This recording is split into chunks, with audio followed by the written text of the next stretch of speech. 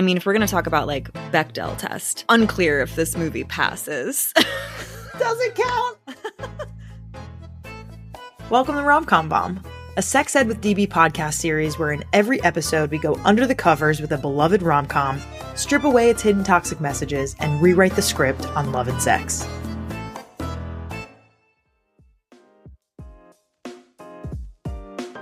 Valentine's Day is around the corner, and you haven't shopped for your boo yet. I'd love to introduce you to Arya, a service for couples that makes it easy to break out of routine, deepen emotional connection, and energize their relationship with curated experiences called scenes. And let me tell you, they are hot as hell. Woof! Plus, hand-picked premium items delivered discreetly to your door. If you want to gift your boo something that's actually a secret gift to yourself, get a Valentine's Day gift card to Arya at arya.fyi and use code SEXEDWITHDB for 15% off now. I'm about to get personal here, so listen up. I'm going to tell you a fun fact about me that you definitely didn't know. The lube that I use most consistently is Uberlube. I really mean it. If you were here with me right now, I'd tell you to go over to my nightstand drawer and tell me what you see. That's right, you would see a bottle of Uberlube. If you've never heard of Uberlube, let me tell you about it. Uberlube is a silky smooth silicone-based lube recommended by leading doctors, and its body-friendly ingredient list makes it widely used by people with sensitivities to lubricants. Another amazing thing about Uberlube is that it doesn't leave a sticky residue like water-based lubes do. It lasts for a long time and doesn't stain clothing or bedding. I have 3 bottles of Uberlube on my bedside table right now, ready when I need it. If you're someone who wants to feel more pleasure in the bedroom, use code SEXEDWITHDB for 10% off at Uberlube.com. Are you falling into a pattern with your partner? Looking to change things up but aren't sure how? Me and my partner exit our ordinary with Lion's Den. Lion's Den has hundreds of your favorite brands to help you and your partner reconnect or try something new. From novices to dungeon masters, there are products for every comfort level. With 50 plus years in business, Lion's Den is here to help. Can't make it to a local store? Shop online and chat with a customer service team member while you shop. Lion's Den offers our listeners 15% off in-store and online using code SEXEDWITHDB at lionsden.com.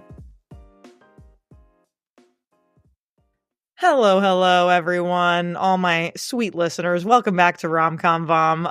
Today, we are joined by someone who knows rom-coms from the inside out. We have Savannah Hankinson, head of development at Meet Cute and former assistant to rom-com royalty like Nancy Meyers and Rob Marshall. She's gone from reading scripts for Something's Gotta Give to shaping the future of romance stories, which makes her the perfect person to help dissect this classic that we're going to talk about today. Welcome, Savannah. How are you? Hey, Danielle. Thank you so much for having me. I'm so excited to talk about this classic. Yes. Ooh, there's so much good stuff in this. But first, we're going to remind you all of the trivia teaser. Yeah, we are holding our heads in anticipation of the trivia teaser we shared last week. This movie started as a dark cautionary tale called $3,000 until an exec from a company you would not expect decided to transform it into the most famous shopping spree of the 90s. Today we're reviewing Pretty Woman. Holy hell. We're doing 2 J-Rob movies in a row. The first episode of this season was Notting Hill. Excellent film. Of course. Yeah, Chef's Kiss. And now we're doing Pretty Woman. Savannah, how excited are you? I am beside myself. She can't speak. I can't speak. I will also preface this by saying I had not seen this movie in probably 20 years. Probably since I was like 13. This is, Savannah, this is why we're doing that. I'm giving googly eyes. This is why we're doing this podcast, to do a rewatch and really reassess what happened in our 13-year-old minds as millennial gal pals and what is going on now and how can we rewire our brains. And you're doing exactly that. So great work on just being yourself. Thank you. It's hard. It is a challenge.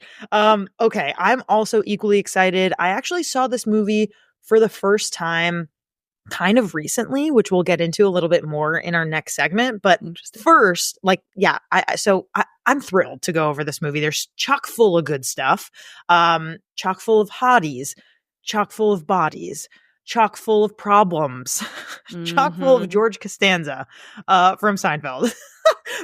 Mouth agape at his character. Okay, so if you, listener, have not watched it lately, here's a quick refresh.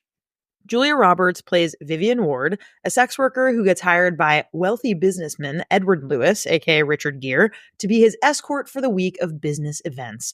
What starts as a business arrangement turns into an unexpected romance that challenges both their assumptions about love, class, and themselves. More on the trivia that I shared about the movie $3,000 at the end of the episode, so stick around. And first, we're going to get into our first segment, which is as a kid. So you are the perfect person to ask this. Like, as a 13-year-old, tell me your history with this movie. How did it impact your understanding of relationships and sex when you first saw it? Well, I definitely came from a family that I don't think I've ever watched a sex scene all the way through until the past couple years, because I used to watch romantic comedies with my family and we used to fast forward through, of course, any sort of sexual scene. Too much. So I will say, I think I didn't know it was an R-rated film. Oh, yes. And I was delighted upon rewatch that it was pretty sexy. For my 13-year-old, it is sexy, yeah. For my 13-year-old self, I think I remember the red dress. I remember the clasp of the jewels. And I remember the walking into the store that had scorned her or spurned her. And she said, big mistake, huge. Huge. Yes. Yes. And I remember. Yes. Yeah. No, huge. Yeah.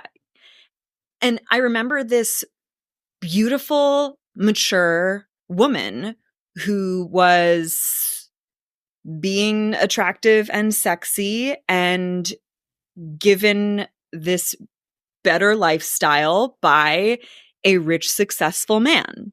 Yes. He enables her to do what she has wanted to do. And at the same time, she's 22, I realize. She is a child. She is a child. Tiny little baby, which we will get into spoiler alert, she is treated like a child throughout this entire movie, you know? He kind of tells her over and over again what to do, what not to do. We'll get into it because that is a huge red flag for me, the way that he talks to her and treats her throughout this film.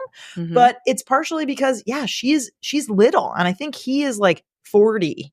He is, in filming this film. Is that correct? Yeah. Yes. Yeah. Yeah. I think she was, 22 and he was 40, 41. But it's not just that she is a child. She acts like a child too, which is of course very endearing. But upon watching, I was like, oh my God, she's like a teenager. She acts like a teenager. Yes. And I also have no idea what age she is supposed to be in the film. Right. Almost, except that I know it's young. She mentions that she only got to 11th grade.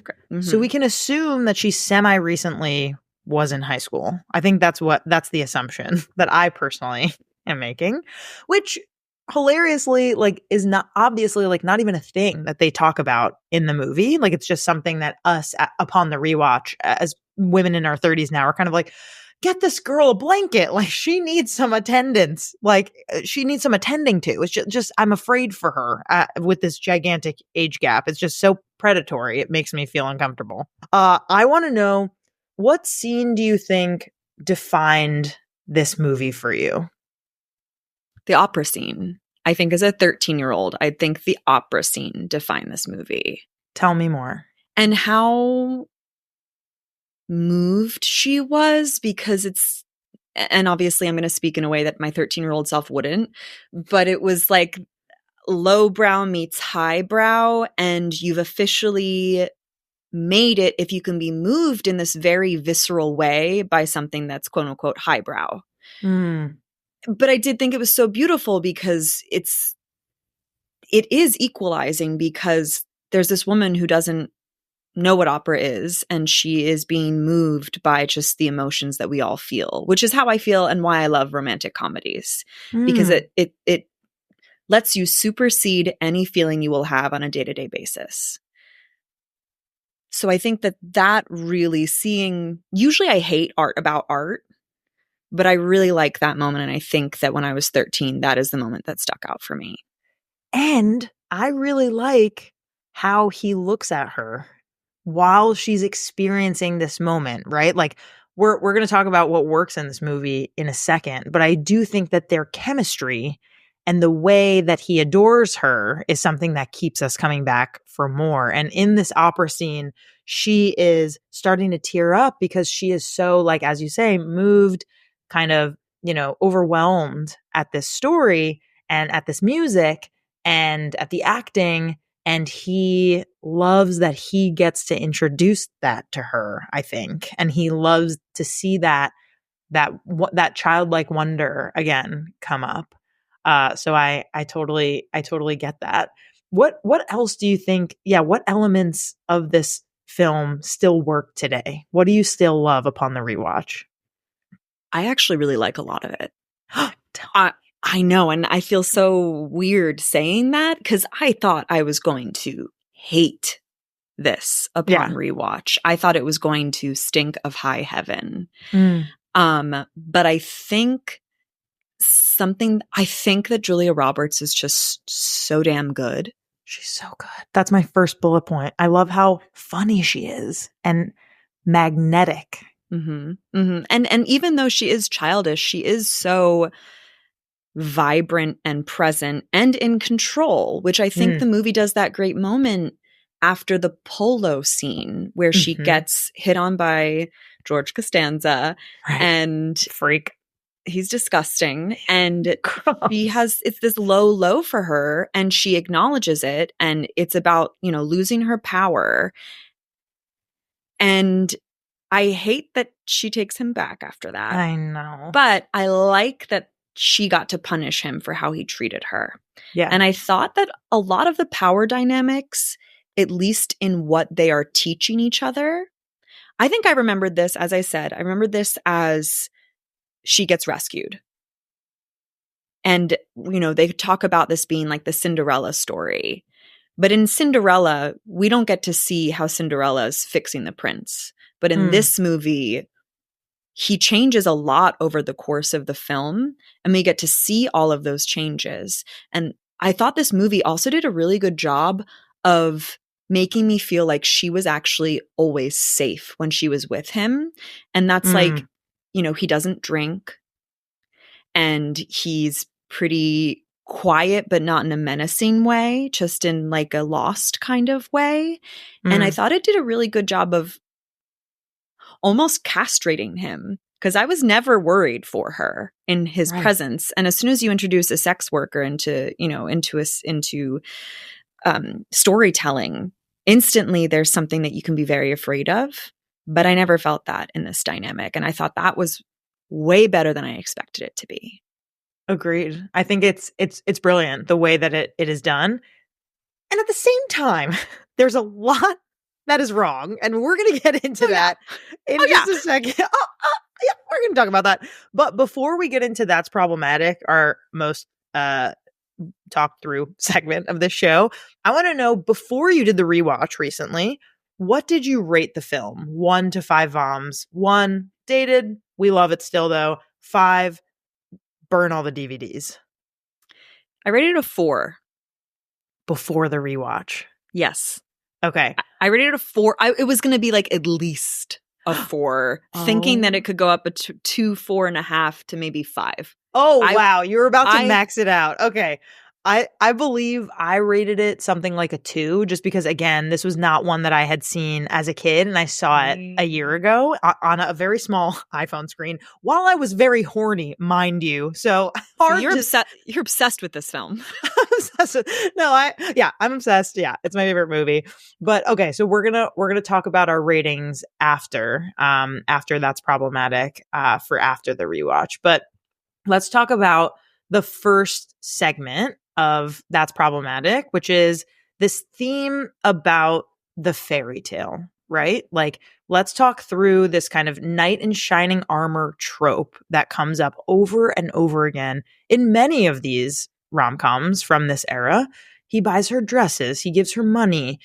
He's the one to go to the store with her to make sure she's treated correctly. He takes her to the opera for the first time, And I think like this kind of blends in with the way that she is treated like his child the entire movie, right? They Ugh. refer to her as his niece as like a code, right?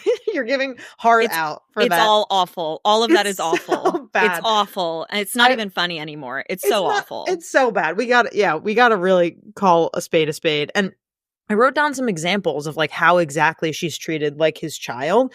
He tells her to spit her gum out. Stop fidgeting. I'm talking to you, Vivian. Come back here.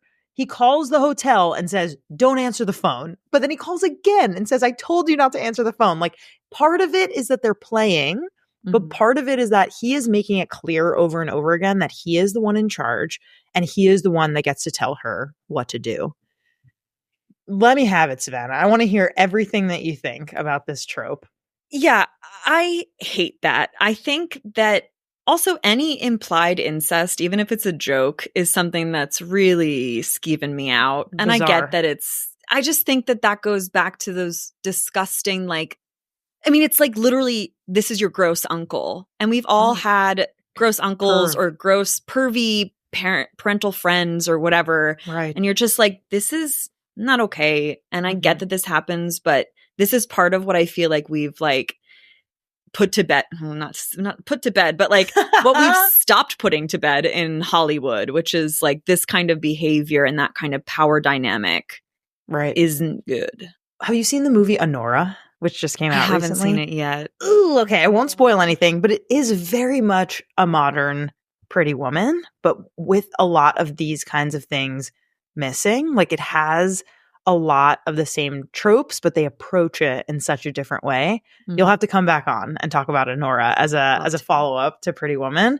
But I just think it really does show its age, right? Like, this movie came out in 1990, so 35 years ago. Julia Roberts, as we said, is 22. This is really like one of the first films, one of the first rom-coms to really put like its female protagonist in this position that they've put her in, which is attempting to make her seem more powerful and more authoritative than maybe potentially she quote unquote could be in real life or is in real life compared to him, right? Which is like a load of bullshit. But I do think that it is a moment of the times where it's showing, you know, how sex work is treated as a profession, how she as a sex worker is treated, and how money is kind of the solution to everything, right? Like, if you only just had a little bit more money, then you would be treated differently.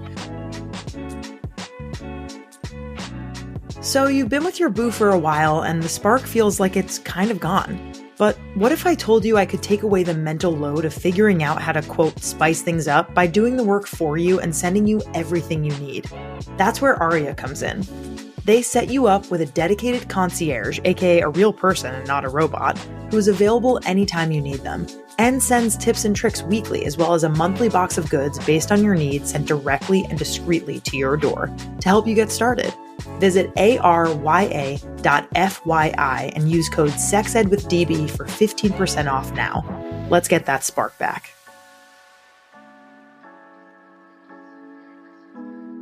Flicking the bean, jilling off, menage a moi. All of these are creative and hilarious ways to say masturbation. For 21 days, I embarked on what started as a personal masturbation experiment with one of my all-time favorite vibes, the magic wand. The goal? To answer one burning question. What is the impact of daily magic wand use on my health, wellness, and sexual experiences compared to regular sexual activity and no sexual activity? Spoiler alert, the results were so surprising, they've inspired me and the Magic Wand team to turn this experiment into a full-fledged study. Now 1,000 other people are diving deeper into how consistent self-pleasure affects everything from mental health to sexual satisfaction. Want to see the hypotheses and the results from my study? Head to sexedwithdb.com/magicwandexperiment to check it out. In a world that constantly encourages you to change, it's bold to just be yourself. Sexual expression and satisfaction are different for everybody, so rather than conforming to others, focus on falling in love with who you are. Lion's Den sources the very best products to help you find what you like, and to help you feel confident expressing your sexual desires. You can get 15% off in-store and online using code SEXEDWITHDB at lionsden.com to begin exploring everything about yourself. Follow them on social at Lions Den Adult on Instagram and TikTok.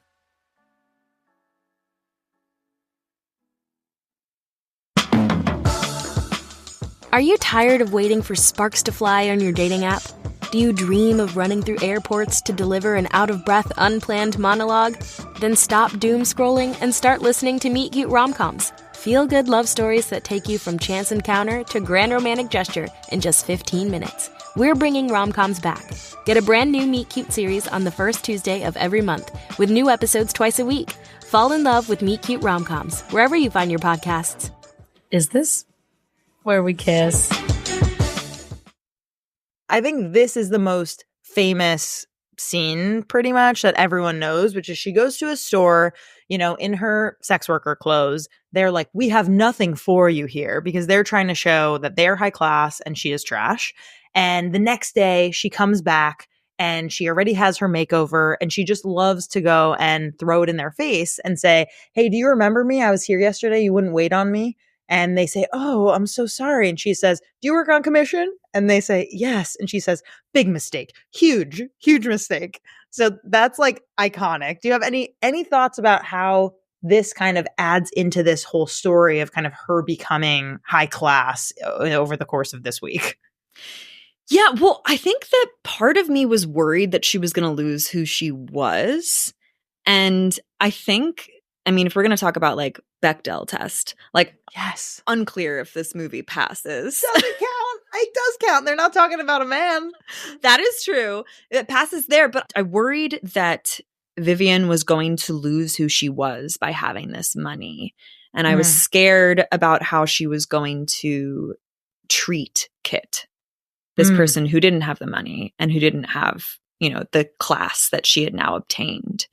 Right. But again, I think because it's Julia Roberts, that fear didn't come to fruition. Like, it was okay.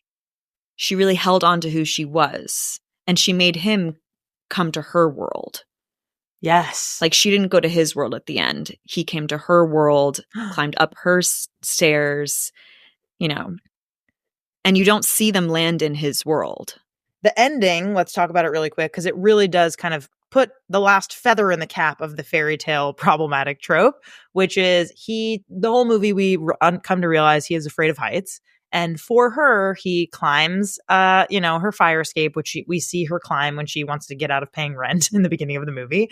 Perfect. And he goes up there and he says a line to her that's something along the lines of, you know, what happens after he rescues the princess, because she comes up with this whole story about, literally, she's talking about when she was little, she would, you know, picture a man or a knight in shining armor coming to save her from being locked in this tower that her mom locked her in. And so he requotes that and says, what happens now? And she says she rescues him right back. Right. So, so obviously we have a couple things going on here, right? Like, we can talk as much as we want about how problematic the fairy tale whole trope is. We know that she is like an independent woman who like clearly is different. Like, at the end of this film, we see her like she's going to move to San Francisco. She's going to get out of sex work, and she, you know, is changed because of him, theoretically. But she does make it clear, like, this is equal. Like, I am rescuing you too. And you made a point, Savannah, about, you know, he changes throughout the movie. He literally goes outside and touches grass more, that he's met her, not just business deals dollars. And I think that is kind of the moment where we're supposed to say, you know, okay, maybe our 13-year-old selves would see that line and say, there is hope for me to be an equal in this kind of relationship.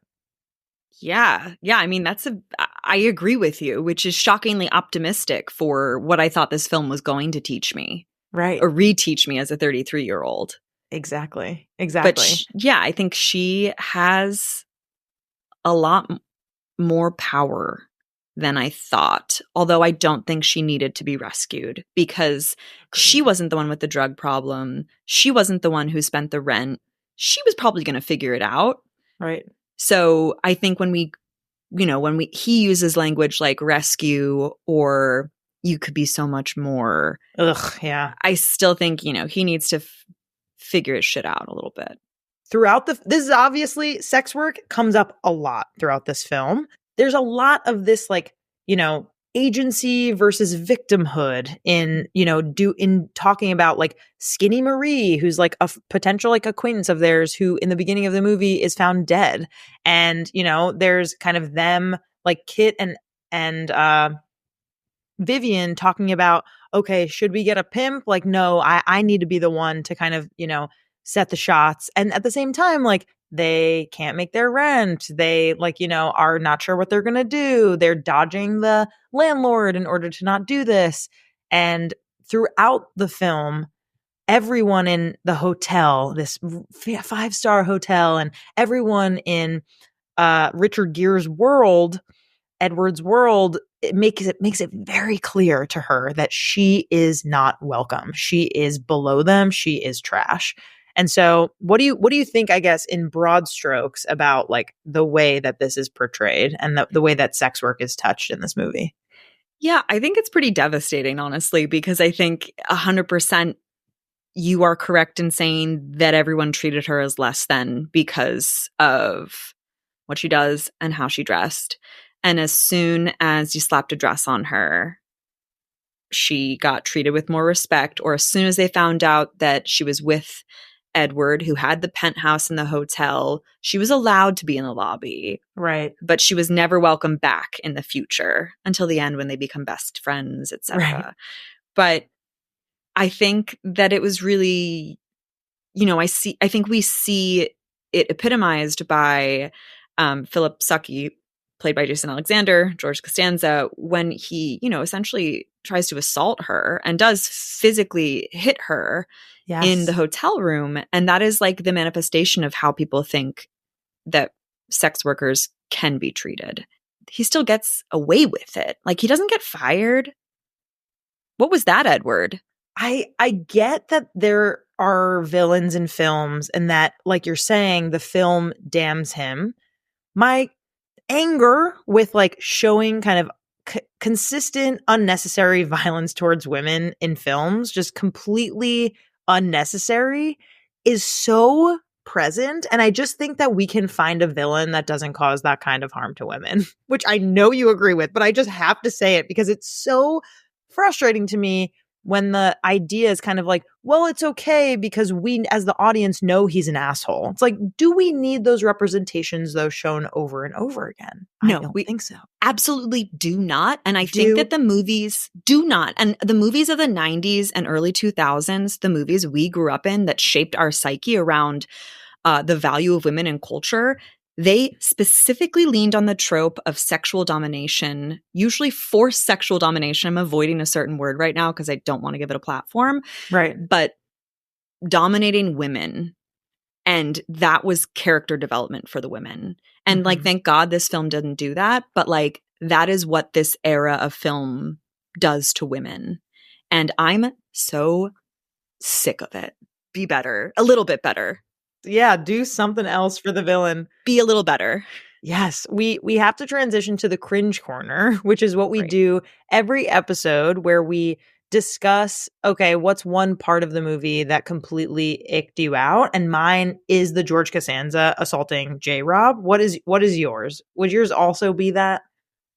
It was the moment when that was horrible. I agree with you, horrible. But when Richard Gere said you could be so much more. Ugh, I think it's so condescending. Infantilizing. Yes. Yeah. And he was incredibly condescending for a lot of the film. Yes. And there's, speaking of, the sex work trope of like sex workers equal bad and shouldn't be respected, he mentions, I never treated you like a sex worker, implying that sex workers are and should be treated poorly.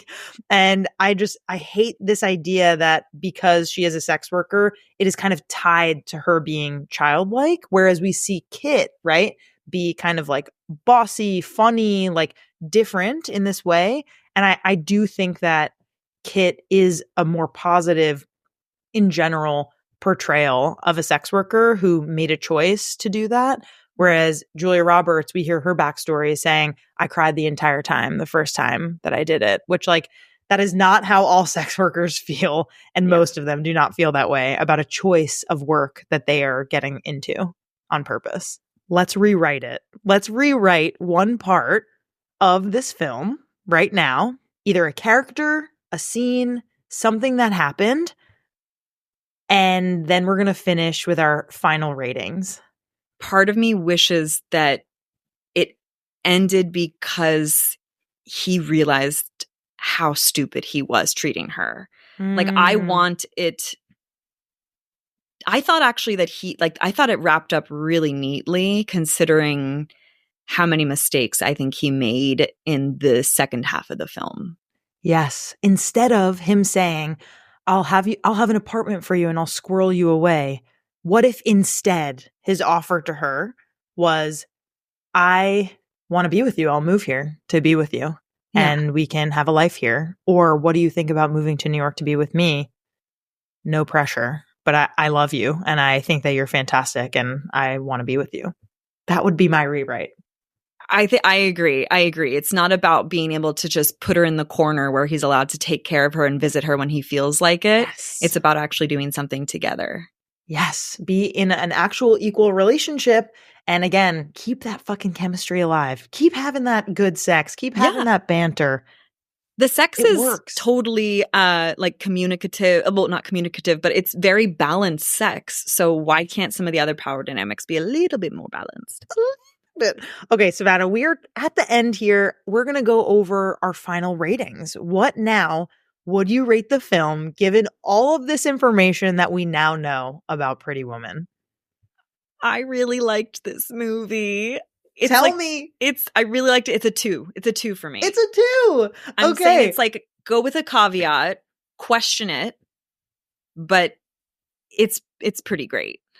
Okay, I respect that. I'm going to give it a 3 because I think that the little one-liners that Richard Gere's character has are just so fucking condescending that it just immediately increased it for me. And then obviously George Costanza is horrific. And so I know it's a caricature of an asshole, but I just hate it so much, which is why I need to increase it to a 3. Let's talk about those trivia deets that we mentioned in the early part of this episode. So $3,000. Do you remember that, Savannah? I do. The original script, titled $3,000, which is the amount that Edward pays Vivian for the week, by the way, was a gritty drama about drug addiction and class exploitation that ended with Vivian being kicked out of Edward's car and back on the streets. When Disney bought it, they completely rewrote the tone and ending, transforming it into the fairy tale we know today. The film went on to become one of the highest grossing romantic comedies ever made. Are you shocked? Thank God. What a horrible movie that would have been. God. Oh my God. Big yikes. It would definitely not make it to Rom-Com Bomb. I will tell you that much. No. Before I let you go, Savannah, I have next week's trivia teaser. Coming up next week, the wild true story that inspired this movie ended with a dramatic Oprah appearance and a multi-million-dollar lawsuit. Don't miss it next Wednesday. And listener, dear listener, if you have a rom-com that you remember from growing up and you want us to talk about it, submit it to us by leaving a review on Apple Podcasts and leaving a comment on Spotify. Savannah, thank you so much for being here. Thank you, Danielle. I'll talk to you anytime about rom-coms. Anytime. And vom. Anytime. Maybe both. Perhaps both. Our creator, host, and executive producer is me, Danielle Bezalel, aka DB. Our producer is Sadie Leegee. Our communications lead is Catherine Cohen. Our marketing coordinator is Alex Bateman. Our music theme is by Hook Sounds. Thanks so much to our featured guests, partners, and listeners. If you have a rom-com you remember from growing up and want us to cover it on Rom-Com Bomb, submit it to us by leaving a review on Apple Podcasts and leaving a comment on Spotify. Want to partner with us? Email us at sexedwithdb@gmail.com. For more sex ed content, follow us on Instagram @sexedwithdbpodcast. See you next time.